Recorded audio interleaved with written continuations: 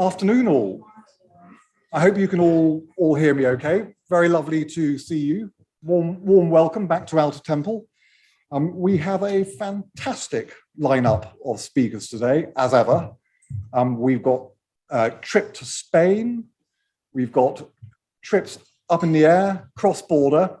So really interesting team. So for those of you who haven't had a chance to see what the program is, we are kicking off with a talk from David, who's going to be telling us all we need to know on matters of enforcement in Spain and torpedoes, which will be great. And then we're following on at 2 o'clock with Dan Clark, who I'm hoping will appear. He's got a thumbs up from the back, so he is present. He's in the building, who's teaming up with Catherine Allen, and I think we are having a very interesting talk on the Montreal Convention, which will be also something to look forward to. Then we have a 15-minute break, and at 3 o'clock, Ian is joining us with Simon Richards, and they are talking about matters cross-border and north of the border, shall I say. Very much looking forward to that. And then we are finishing off at 4 o'clock with a very interesting chap, I think, from Flight Commander Ben Bradley, who has already notched up 400 hours of flying. And I think he is going to be teaching us not only how to fly, but hopefully how to avoid incidents, which is a relief to me because I bidded on a flight with Ben. So I need my captain to be fully up to speed. And the plan is hopefully to finish around about 4:45. So the event is being recorded, but for those of you who are online, please don't worry. We can't see your names. You won't be able to speak to us, of course, but you will be able to ask questions, we hope, by the Q&A, the chat box. So that's the battle plan, and we are going to start off with David. So very warm welcome to him. David Sanchez Almagro, I think all of you will know, is, I think, one of the go-to Spanish law experts. He has a vast experience of all matters cross-border. I was having a little search on Westlaw to see how busy you've been, and I think in the last couple of years, you've been dealing with obviously the tragic case involving, I think, catastrophic brain injury for a young girl. Lifeguard issues, as we know. Then you've also been dealing with, I think you were in Scales and MIB, giving us a very handy and useful walk through all of the matters relating to the assessment of damages. I was a little bit surprised, despite your very youthful looks, David, to see your name also appearing on a case from 1908. But when I delved into it, you were in fact a ship. Coasting between London and Barcelona. So anyway, over to you, David. Thank you. Thank you very much, Eliot.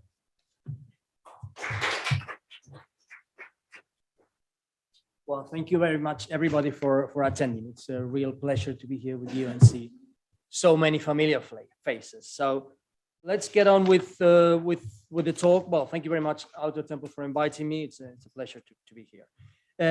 On enforcement. So if I can get the first slide, please. Well, first of all, a disclaimer. The first disclaimer is that there are no precedents on the enforcement of judgments after the end of the transitory period. So I will be giving my legal opinion to the best of my belief. And then the second disclaimer is if you're thinking about asking me sometime during some drinks about enforcement, you should know that after the third drink, I'm quite optimistic about life in general. So maybe I'm more optimistic. So it depends on you which version you want to hear. But anyway, now with this version, first of all, I will be talking about very slightly about the enforcement of UK judgments, which were given after the end of the transitory period, but relating to proceedings instituted before the end of this period.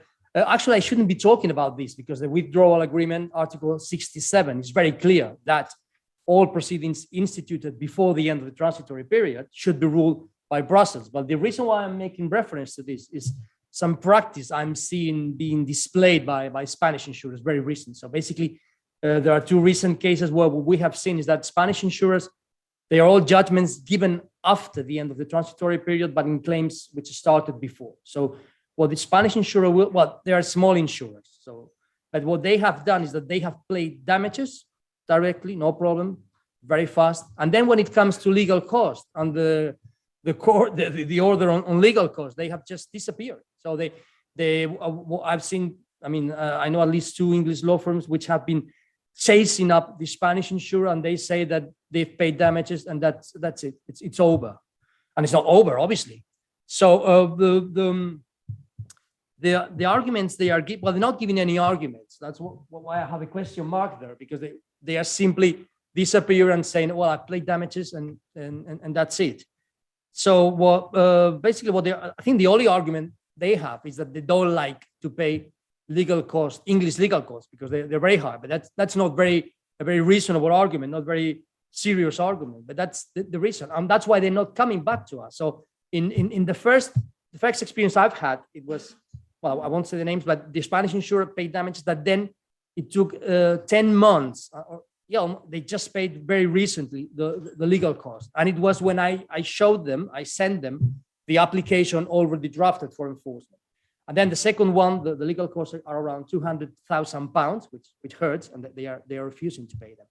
And I don't know, probably we will have to do the same thing. So I think they don't have any arguments for this type of situation, because Brussels recast is very clear. It has to be something manifestly against public policy, and they are not. I mean, Spanish insurers don't like to pay legal costs, but that's not an argument which has to do with public policy. It has to do with insurers' policy and what they think about what they should pay and should not pay. So I'm quite confident and quite optimistic that this is a situation where they're just pushing as much as they can. They are seeing how far they can push, and then at the end of the day, they will pay. So that's the only thing. So I should say about this. Well, you should be it's reassuring that up to now, it's only a smaller Spanish insurers who are doing this tactic, displaying this tactic. So I'm not aware of the big international insurers doing this, but and probably they won't, because they know there are no legal reasons to oppose to that type of enforcement. So now, please, the next slides. And we're going to the after the end of the transitory period. So as you all know, there's no bilateral treatment with Spain. So then you have to use the Spanish regulation on the enforcement of foreign judgments, which is this Act 29/2015 of International Legal Cooperation in Civil Matters, which was published in July 2015. And well, I must say it's a very model piece of legislation.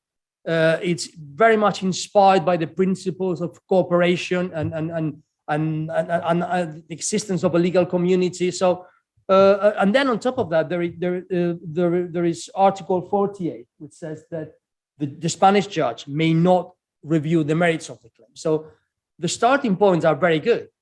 And also there's another thing which is very important for you, which is that there is a provision saying that legal costs are enforceable, provided that they are issued by a legal authority or something similar.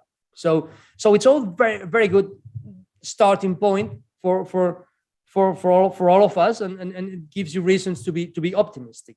In terms of procedure, next slide, please. Well, the only thing you should know is that the other party will be given the chance to intervene. So they will be given a 30-day delay to put forward a defense. So I think that's the only thing you should know. So we get now, please, next slide, to the important part of Marshall, which is the reasons to deny EXEQUATUR, which are 6. And the first one is, as ever, public policy. And in the Spanish wording, the adverb manifestly has gone out.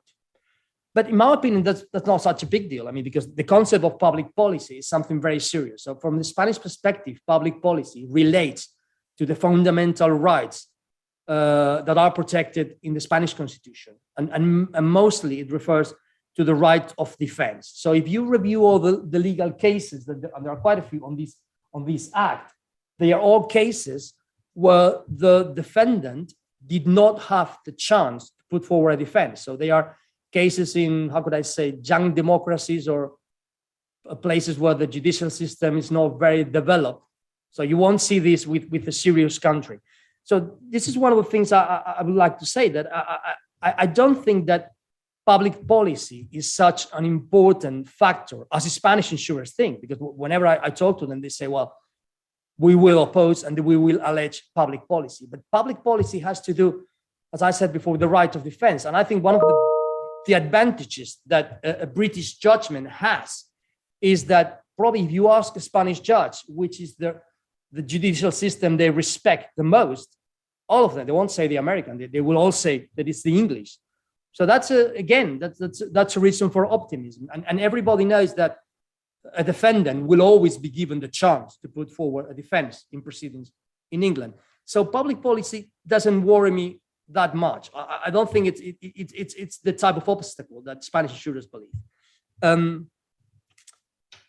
The thing is that the only issue where there could be some concern is the issue of legal costs. So because Spanish insurers have already advanced that when it comes to enforcing legal costs, they will raise the issue of public policy. But again, public policy has more to do with the right of defense. So in a case where you have in front of you a powerful insurer, how can that insurer say that because English legal costs are so high that the right of defense has been compromised or jeopardized?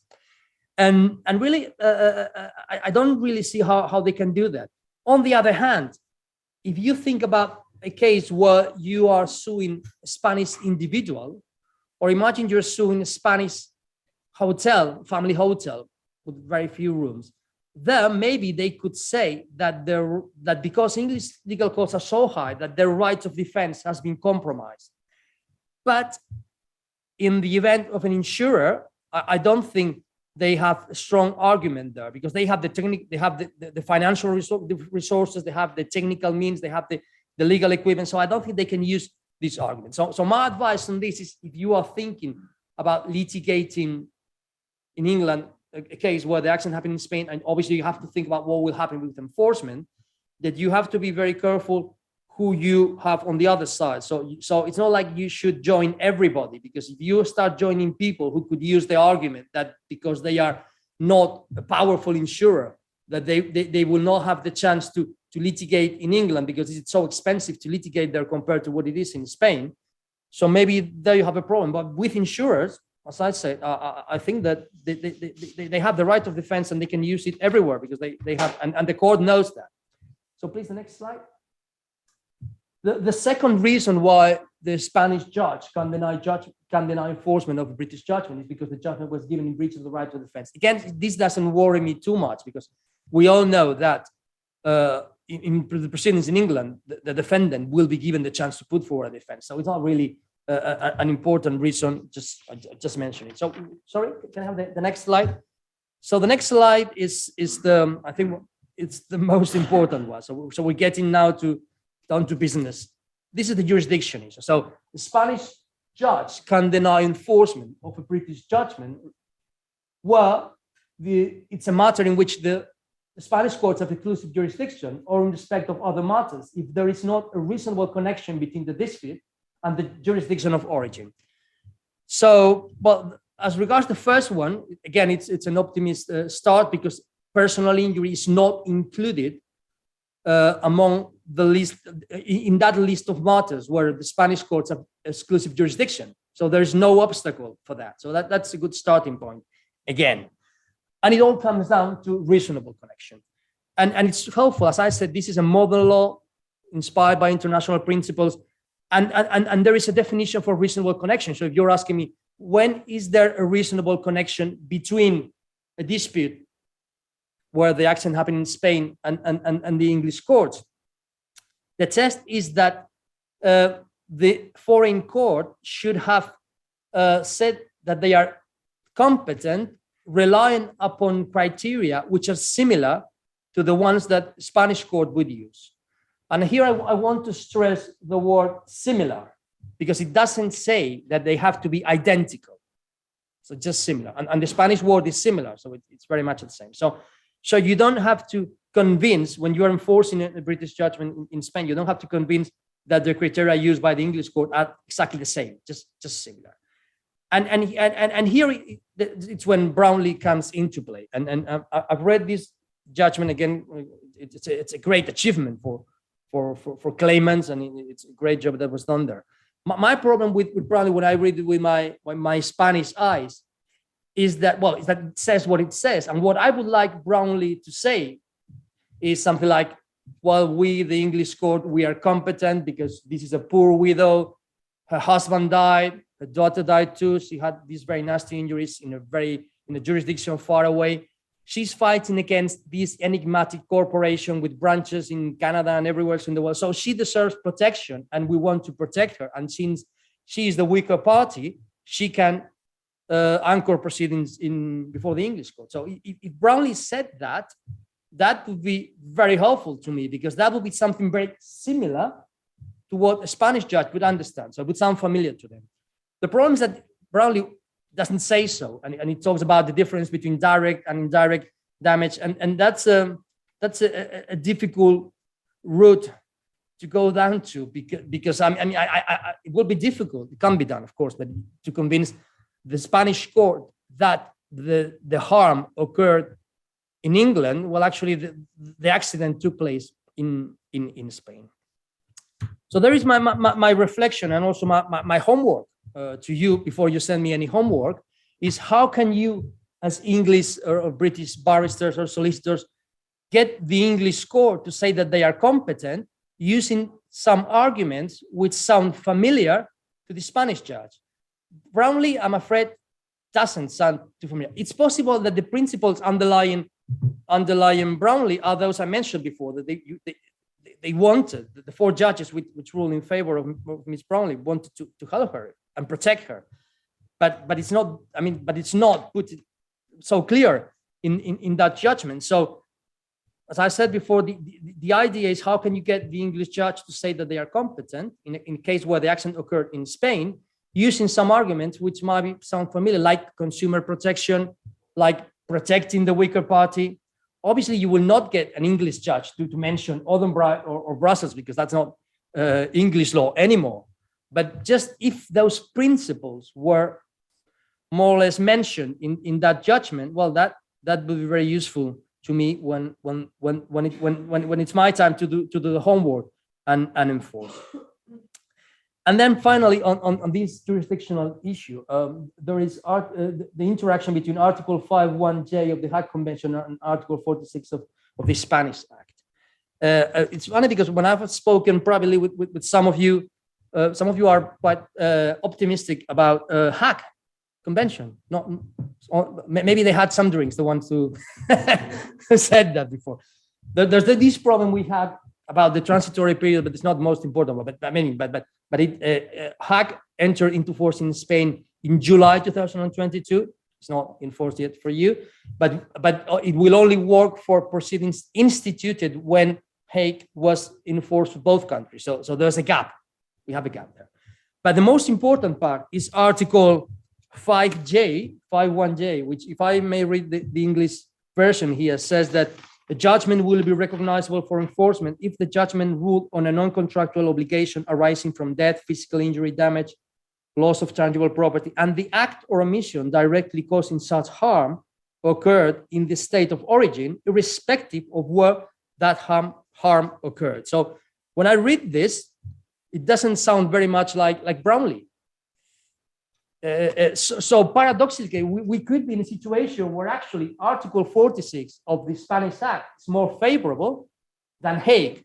So if I have to enforce an English judgment or a British judgment, in Spain after the end of the transitory period, I would rather rely upon the Spanish regulations, even if Hague is also working for you, than maybe in this article of Hague, which I don't think it's very helpful, because it's actually what they say, what that article says. I mean, I don't know, at least the Spanish version is, I think it's even clearer, the Spanish version than the English, is that argument about indirect loss and where the harm occurred is maybe it's not going to, obviously, I don't know how the English courts will interpret Hague, but at the end of the day, if you're going to enforce in Spain, probably a Spanish judge will look into the Spanish version, and it clearly says that that Brownlee is not the best option. So paradoxically, I would rather use the Spanish regulations than the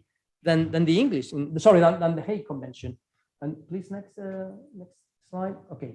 So the other three arguments are the usual ones. So I'll just quote them. It's a judgment which is irreconcilable with a judgment given in Spain, judgment irreconcilable with a judgment given in another country, but which has been recognized by the Spanish court, at least pending this issue, where there is a pending litigation in Spain involving the same parties and the same cause of action, provided the Spanish court was safer. This has to do with torpedoes. I'll talk about it at the end of the talk.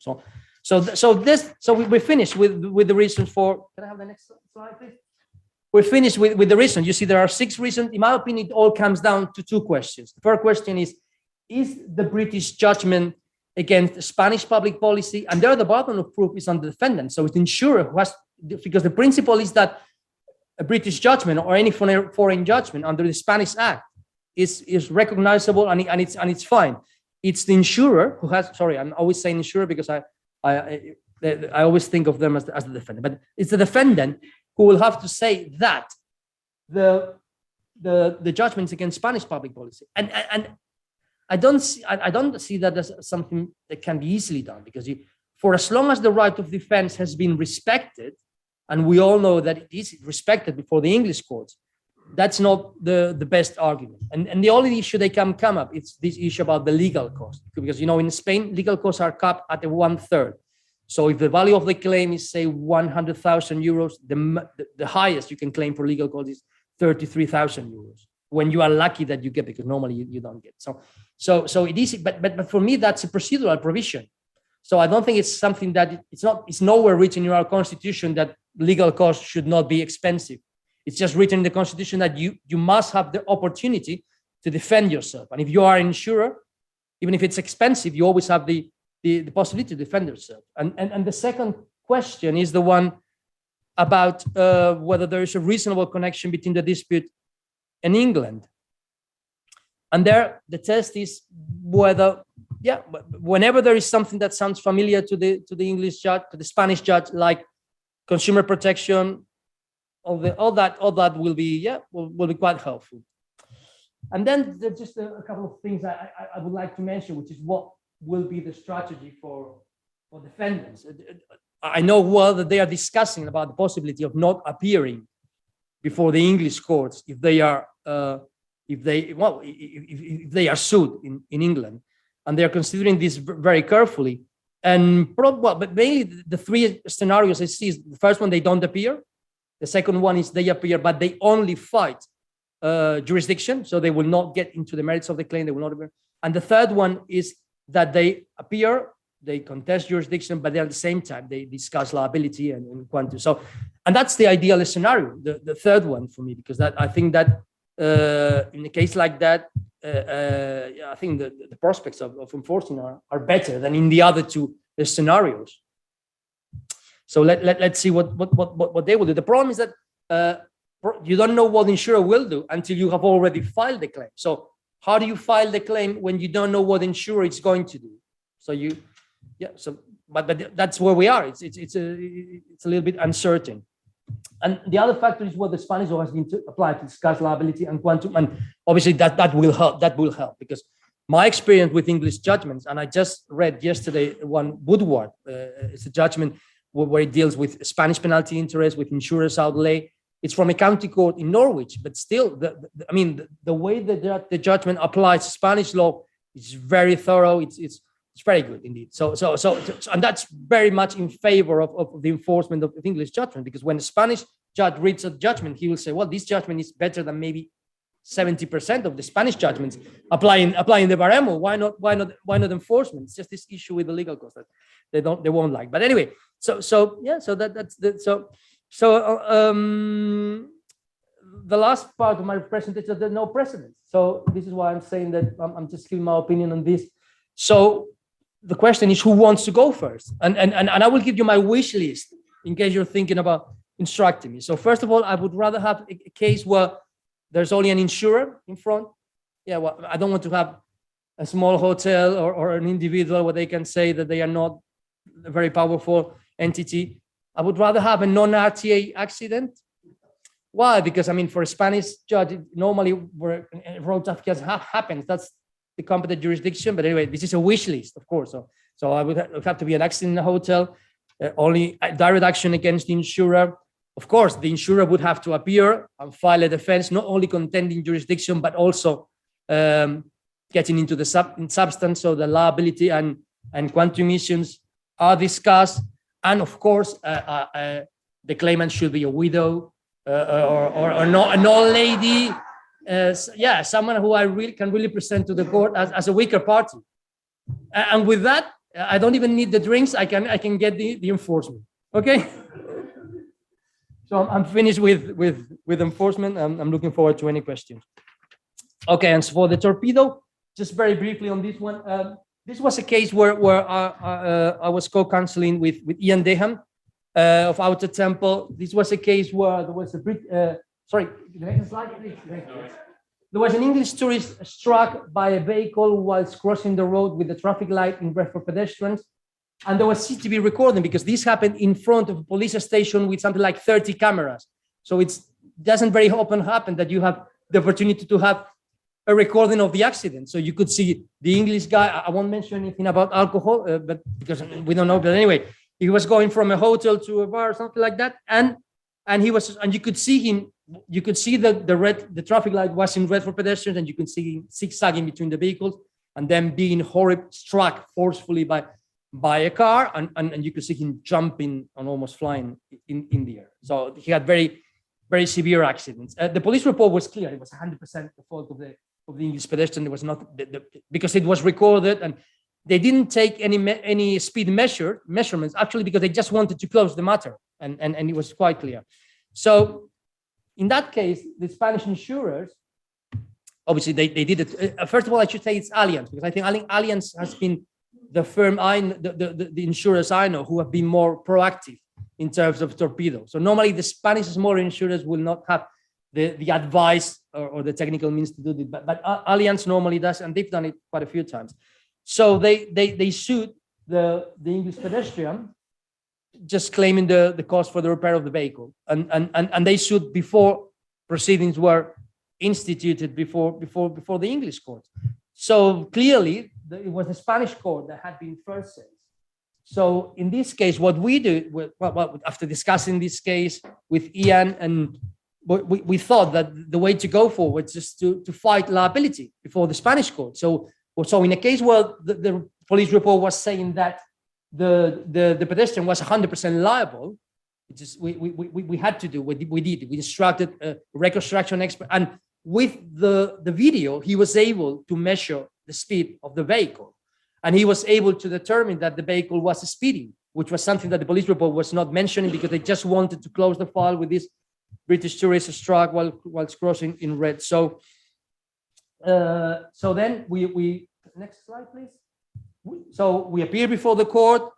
We were able to successfully defend the claim, so that so that at least we got 40% contributory negligence, which is quite an achievement, because this was a case where obviously the pedestrian was crossing through an area where it was not allowed. It was red. It was zigzagging between the vehicles. So that was something. So now it's over to Ian and how this goes on. I would tend to think that the English court will respect this apportionment of liability, but yeah, he will know better. And the proceedings have been stayed during this times, I think so.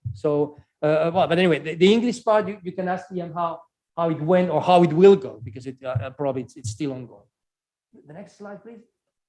And I'm finished. So what you see here, the torpedo action has been popular before the end of the trans-torpedo, and it will be after that. Especially there are the recent case law now says that drivers are allowed to claim against an injured pedestrian, even in the event of contributory negligence. Because some years ago, the principle was that you can only sue a pedestrian if he was entirely liable for the accident. But now you can do it even if it's just contributory negligence. So we'll be seeing more of that.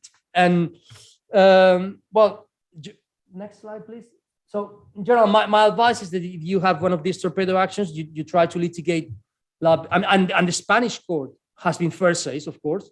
Then because you have to litigate in Spain and try to file liability as as hard as you can, because otherwise you would be adding another reason for denial of enforcement. So you just, so if you had to do it before the transitory period, after that, it's even more.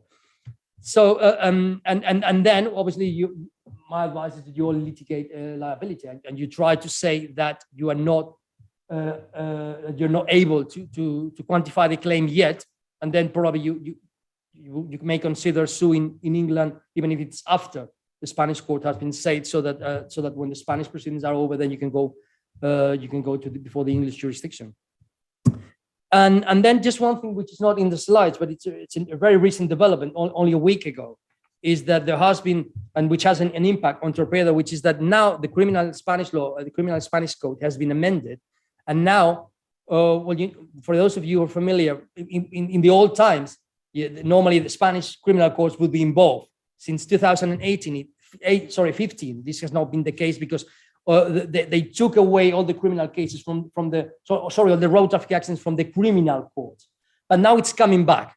So what you will see from now on, obviously they're not retrospective, they do not apply retrospectively, it only entered into force last week, is that whenever there is a serious road traffic accident, now in Spain, criminal proceedings will be started. So by the time that you are instructed, quite probably there will be criminal proceedings ongoing in Spain. So this means that you will have, if you want to do something in England, obviously there will be a lease pendency issue. If you want to do something in England, you will have to be fast and then make a request so that the English party withdraws from the Spanish procedures, because otherwise there will be criminal proceedings going on. So yes, next slide, thank you, please.